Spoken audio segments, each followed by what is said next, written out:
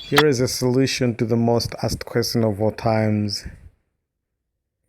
Oftentimes people ask, what do we do if we do not have enough water but we would like to venture into agriculture?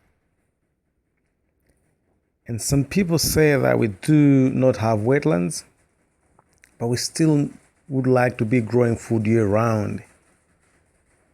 Well, if you look at nature, you will realize that as we're getting into the hottest months of the year, nature knows that that's when the soil needs the most protection from the scorching sun. This is when nature produces new leaves to protect the soil. This is when it begins to look like paradise, So the thing is, permaculture is the application of ecological principles in our life. Not just in our farming systems, but in our life. So you can see this, our cultivated ecology mimicking the natural ecosystem. So all these trees were never planted. They were there. This place used to be a farmland, a groundnut farmland.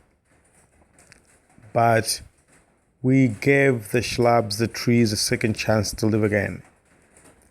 This is the reason why people are like, we've had lots of people asking, your land looks green, beautiful, but it's not the rain season yet.